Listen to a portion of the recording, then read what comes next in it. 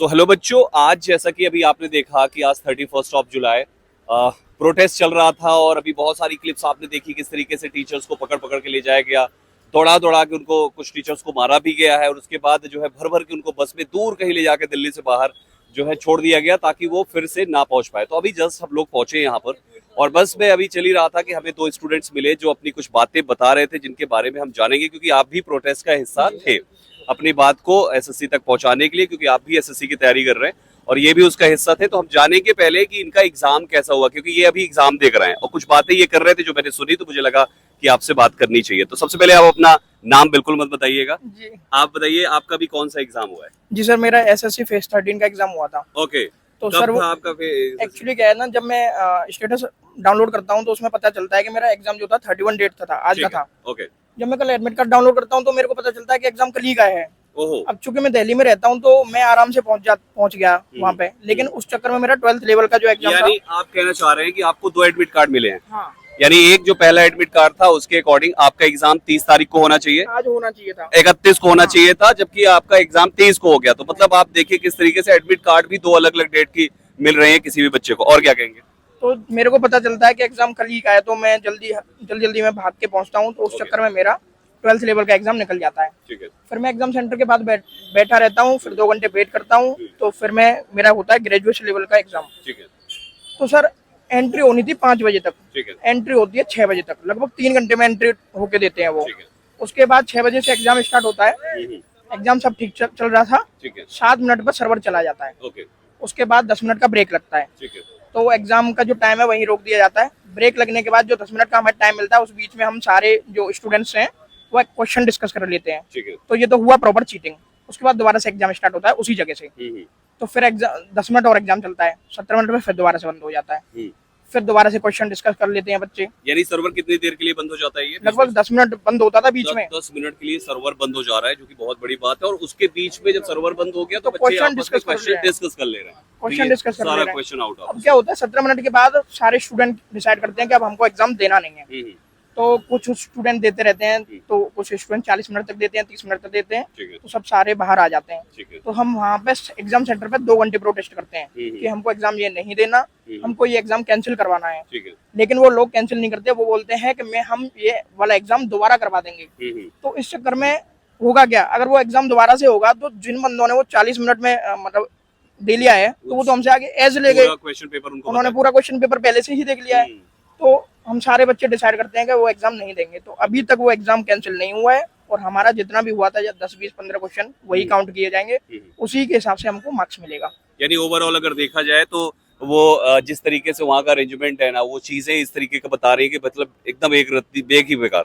कुछ और दिखा रहे थे आप पेन और पेपर के बारे में, जो यहाँ पर पेन और पेपर मिल रहा है, ये सिंगल पेपर मिलता है इस तरीके का एकदम पतला सा पेपर। ठीक है। और दिक्कत यहाँ और एक ये मोमबत्ती जैसा पेन मिल रहा है, का पेन होगा है ना? आप देख सकते हैं यहाँ पर पेन की कंडीशन, मतलब ये ऐसे पेन है भाई साहब जो रगड़ने से चल भी नहीं रहे। और जब इस पेपर को रखकर वहां पे लिखा जा रहा है तो पेपर बीच में जो है चल नहीं रहा है, फट जा रहा है पेपर, क्योंकि वहीं पे टेबल पे रखना है, कोई कॉपी तो है नहीं इसके नीचे। तो ये दिक्कतें यहाँ पर आपको काफी झेलने को मिल रही। आपको कैसी दिक्कतें हुई? सर मेरे पेपर में पहले तो क्या कहते हैं, एंट्री क्या कहते हैं 2.5-3 घंटे बाद तक जा रही है। इसका मतलब 5:30 बजे पेपर स्टार्ट होना था, वो पेपर 7 बजे स्टार्ट हो रहा है। तो जो टाइम यहाँ पर डिसाइड होता है कितने बजे से पेपर चालू होगा, उसका कोई लेना देना कोई मतलब नहीं है उस चीज का। इसके साथ साथ क्या कहते हैं, बाईपास वाले बच्चे आ रहे हैं, मतलब जो 1.5 घंटे पीछे आ रहे हैं और हमें बैठाया जा रहा है उस पेपर में। मेरा पेपर 25 तारीख को था शारदा में। माउस की दिक्कत सबको पता है, माउस की दिक्कत कितनी हो रही है। सबसे मेन दिक्कत ये है कि सर जितने ज्योमेट्री के क्वेश्चन आ रहे हैं उसमें लिख रहा है कि इन द गिवन फिगर, तो इसका मतलब फिगर देना चाहिए उनको, और फिगर नहीं दे रहे।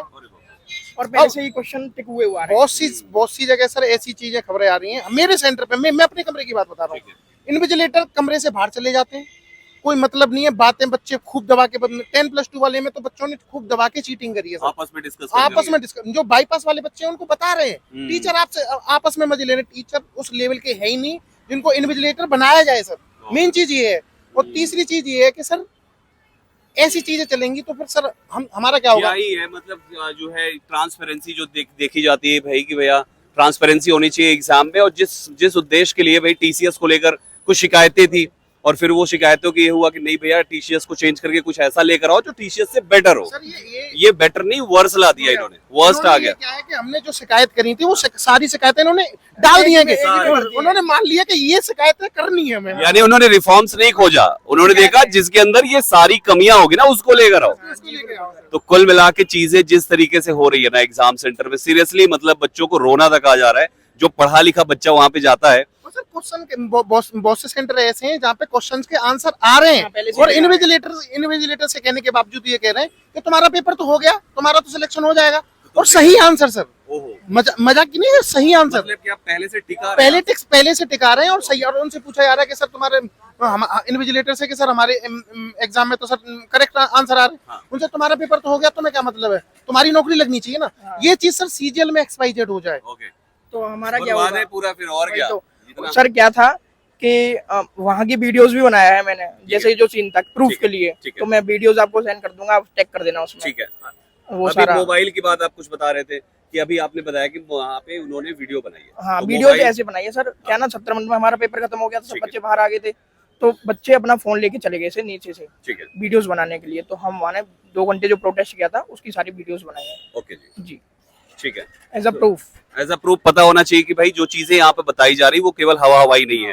तो हम वो सारी चीजें रखेंगे और उसको दिखाते हुए बच्चों आगे की चीजें कि भाई देख लो ये जो भी एग्जाम सेंटर में हो रही है ये केवल ऐसी हवा हवाई नहीं है, बल्कि इसमें 100% सच्चाई है और क्या क्या दिक्कतें हो रही है। और आप देखिए ये नहीं कि कोई एग्जाम हॉल के बाहर बैठ के किसी की सुनी हुई बात बता रहे हैं, बल्कि इन्होंने सेम चीज को सफर किया है, कुछ चीज झेला है और वही चीज यहाँ पे आपको सारी चीजें बता रहे हैं। और कुछ कहना चाहेंगे? सब मेन चीज मैं आपको बात बता रहा हूँ, जैसे कि हम जितने भी तैयारी करने वाले हैं वो मिडिल क्लास है। सही बात है। पहले दादाजी होते हैं तो दादाजी उम्मीद करते हैं कि मेरा बच्चा लग जाएगा, अब वो बिले में वो दादाजी भी चले जाते हैं, फिर दादी होती हैं, दादी भी चले जाती हैं, फिर पिताजी की तबीयत इतनी खराब होने लग जाती है, फिर बच्चे क्या कहते हैं इस लेवल की स्थिति में कैसे परिवार को कैसे संभाल।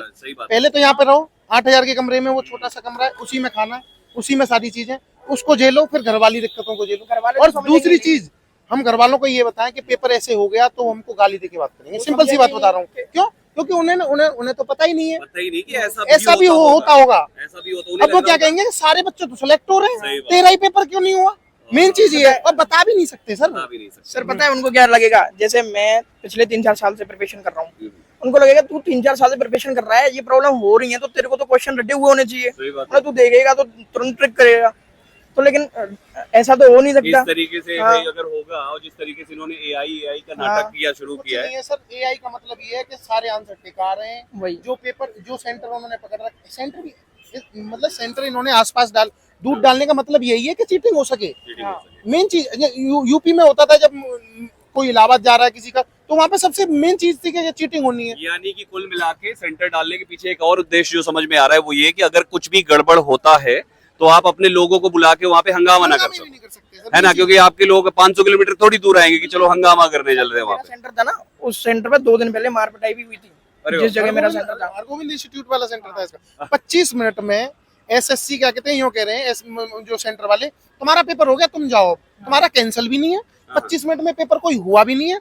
मैं कह रहा हूँ 25 मिनट में इस पेपर को न तो कोई आदमी रीजनिंग टच कर पाया होगा और न मैथ टच कर पाया होगा। तो 25 मिनट के बाद क्या बंद करवा रहे हैं? 25 मिनट के बाद हम बाहर निकल के आ गए थे ना, टेक्निकली सर्वर तो बंद हो गया था, फिर वो बोल रहे थे हम तुम्हारा पेपर दोबारा से स्टार्ट कराएंगे। इसका मतलब 10-10 बजे तक पेपर चल सकता है एसएससी में, रात 10-10 रात के 10-10 बजे तक। देख लीजिए और क्या फोन उन पे पास है। और आज के जमाने में सर टेलीग्राम है, टेलीग्राम में कौन से क्वेश्चन क्या कहते हैं अपडेट नहीं होते। सबने आंसर 7 बजे से किसी जगह तो 7 बजे भी खत्म हुआ होगा, और वहां से जो 10 बजे तक क्या कहते हैं चीजें होंगी, तो सारा पेपर क्या कहते हैं आ गया। सही बात है। ये तो नकल का जरिया ही है ना सर। घंटे का प्रोटेस्ट का टाइम था ना, उस टाइम में सबने क्वेश्चन डिस्कस कर लिए, पूरा डिस्कस कर लिया ठीक है। सारे पेपर उसके बाद वो बोल रहे हैं कि हम तुम्हारा पेपर दोबारा से कराएंगे, तो बताओ कैसे हम दे सकते क्वेश्चन सेम ही आना है, क्वेश्चन वही आएगा। क्वेश्चन सेम ही आ रहे हैं। तो कुल मिला के यहाँ पे जो चीजें हो रही है ना, मतलब ओवरऑल अगर देखा जाए तो जो दिक्कतें हैं, मतलब एक दिक्कतें नहीं है भाई इस एग्जामिनर इस जिसको वेंडर हमारा अभी जिसको जिम्मेदारी मिली है एसएससी का एग्जाम कराने को, एडुकेटी को, अब इस पर एक दिक्कतें नहीं है। दिक्कतों की संख्या इतनी लंबी है कि अगर बनाना शुरू किया जाए तो 100 के बाद का आंकड़ा टच कर जाएगा, ठीक है। तो हम बताते हैं, मेरी और इसके 24-25 की रेंज में हो चुकी है, तो हम दोनों ने डिसाइड किया था कि हम इस साल लास्ट देंगे, ठीक है। फुल प्रिपरेशन हो चुका है, लेकिन इस तरीके से एग्जाम देंगे तो सिलेक्शन तो नहीं होना सर। सीटें और बिक चुकी फैमिली हैं सर, सीटें बिक चुकी हैं। अब इसमें कैसे तैयारी नहीं हो रही सर। 13 दिन सीजीएल के बच रहे हैं, अब सारी चीजें हमारी टीचर्स को मारा जा रहा है, एक कैसे व्यक्ति टीचर्स मतलब पढ़ाई यहाँ पे सर हमारे कौन है, टीचर्स ही साथ देने वाले हैं। कोई भी दिक्कत आती है हम टीचर से कहते हैं सर ये वाली चीज होगी। मतलब हम मथुरा के रहने वाले, यहाँ पे हम टीचर से कुछ ना कुछ वो करते हैं, वो माँ बाप के रूप में, और उन्हीं को हमारे आंखों के सामने पीट देते हैं। सर कैसा लगेगा सर? कैसे वो उस चीज को सहन कर पाएंगे? सही बात है। टीचर्स को मारा जा रहा है, गलत तरीके से डिटेन किया जा रहा है, ये सही नहीं है सर। डंडे मार मार के भी पकड़ के लेकर आए, छोड़ के आए अपन लोग। तो ये हाल रहा है यहाँ पर। कुल मिला के आज का जो पहला दिन था प्रोटेस्ट का, वो जिस तरीके से हुआ है और जो हम लोगों ने सोचा था कि पीसफुल तरीके से अपनी बातों को जाकर एसएससी ऑफिस में रखेंगे, लेकिन वो चीज बिल्कुल भी होने ही नहीं दी गई। इवन हमें वहां तक पहुंचने ही नहीं दिया गया। पकड़ के उठा के सीधा बसों में डाल के और ऐसे घुमाया जा रहा था जैसे कि भाई कोई आतंकवादी पकड़ में आ गया और इसको लेके जाओ कहीं बाहर विहान में छोड़ के चले जाओ, और एकदम ले जाके जंगल में जैसी जगहों पे छोड़ दिया जहां आगे पीछे कुछ है ही नहीं।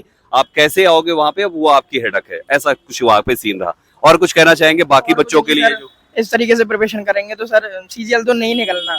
कितनी बड़ी बात इन्होंने कही कि आप दोनों ने पूरी जान लगा के मेहनत करी, पेपर सॉल्व किए, पीवाईक्यू लगाए, एक्सपेक्टेड मॉक्स वगैरह लगाया तरह से, और 24 तक के सारे सारे क्वेश्चन, लगा चुके हैं। एमटीएस के, सीजीएल के, सीएचएसएल के, जितने भी अच्छे क्वेश्चन है सारे क्या करें सर? क्या चाहिए यार, मतलब एक मेहनती बच्चे में और क्या चाहिए एसएससी को। मेहनत करके बच्चा बैठा है, डिजर्विंग कैंडिडेट है, बस तुम सही से एग्जाम ले लो ताकि बच्चा सेलेक्ट हो जाए। सही बच्चा तुमको चाहिए या वो बच्चा चाहिए जिसके पास नोटों की गड्डी है? तो ये चीज सही नहीं है यार। सही तरीके से एग्जाम कराओ और जो भी दिक्कतें हैं उसको शॉर्ट आउट करो। यहाँ पर हर जगह पर बच्चा पढ़ाई करे या इन चीजों के लिए बार बार आए और वो छोटी मोटी चीजों के लिए लड़ाई करता रहे कि हमें ये होना चाहिए वो होना चाहिए। तो आई थिंक बहुत सारी चीजें जो एग्जाम से रिलेटेड है हमने इस वीडियो में कवर करी है। नहीं करने दे रहे, उसमें असामाजिक तत्वों को घुसा देते होंगे। हमें क्या पता सर, किसान आंदोलन में नहीं हुआ था, सही बात। हमारे टीचर्स के साथ नहीं किया होगा इन्होंने सर। बताइए, मतलब हमारे टीचर्स कोई आतंकवादी थोड़ी है, आतंकवादी थोड़ी बहुत है। शांत। वो तो बच्चों को भी नहीं लेके आए थे सर। आज बच्चे भी नहीं वो बुलाए थे केवल उन्होंने। टीचर्स ही हाँ थे। ओनली टीचर्स का था। अपने जब टीचर्स को डिटेन कर लिया गया ना तब हम आते हैं, तब हम मतलब हमारे स्टूडेंट टीचर्स आते कोई हैं। आतंकवादी थोड़ी है सर। वो तो बात करने आए थे, भैया बात कर लो सीधी सीधी। और सबसे बड़ी बात है कि जो वहां पे लाठी चार्ज कर रहे हैं वो भी शायद इन्हीं टीचर से पढ़े होंगे किसी ना हाँ, किसी से। बिल्कुल बिल्कुल सर। मतलब आज पढ़ के अगर वर्दी में है तो वो भूल गए हैं कि इन्होंने कभी उनको पढ़ाया था और आज उन्हीं पे डंडा चला रहे हैं। लेकिन तो ये उनका तो बस चल रहा नहीं है ना, उन्हें तो ऊपर से ऑर्डर आया हुआ है तो उनको तो करना पड़ेगा। तो ये सारी चीजें अभी हमारे कुछ और टीचर्स अभी भी जी बैठा रखा है, उन्होंने डिटेन कर रखा है, अभी छोड़ा नहीं गया है, बट हम पूरी कोशिश कर रहे हैं कि उनको आज छोड़ दिया जाएगा। और बाकी आगे का कैसे क्या होगा या इन सारी चीजों के लिए एसएससी तक हम अपनी बातों को कैसे पहुंचाएंगे, हम आपको आगे की वीडियो में अपडेट करते रहेंगे। इस वीडियो को केवल यहीं तक रखते हैं, बाकी इस वीडियो को आप शेयर जरूर कर दीजिएगा, अपने तक मत रखिएगा। हर टेलीग्राम पे, हर बंदे को व्हाट्सएप पे, टेलीग्राम पे, हर जगह पे ग्रुप में डालिए, क्योंकि जो दिक्कतें हैं ना बच्चों एग्जाम हॉल में, अभी आपने एग्जाम नहीं दिया इसका मतलब ये नहीं है कि आप एग्जाम देने नहीं जाओगे, है कि नहीं। आपने भी अगर एसएससी का कोई भी फॉर्म भरा है और अगर इस एजुकेटी ने एग्जाम लिया तो आपके साथ भी वही चीज होगा जो बाकी बच्चों के साथ हो रहा है। तो खुद पे एक्सपीरियंस होने से पहले अगर हम चीजों में रिफॉर्म करा सकेंगे तो वो ज्यादा बेहतर होगा। इस वीडियो को हर किसी के पास शेयर करिए, ज्यादा से ज्यादा शेयर करिए, अपने स्टेटस पे लगाइए, टेलीग्राम पे भेजिए, व्हाट्सएप पे भेजिए, हर जगह पे भेजिए, ताकि हर कोई जान सके कि आखिर क्या चल रहा है इस समय एसएससी एग्जाम हॉल के अंदर। ठीक है बच्चों, बाकी जैसा भी होता है आगे की अपडेट्स आपको मिलती रहेगी। थैंक यू बच्चों, थैंक यू।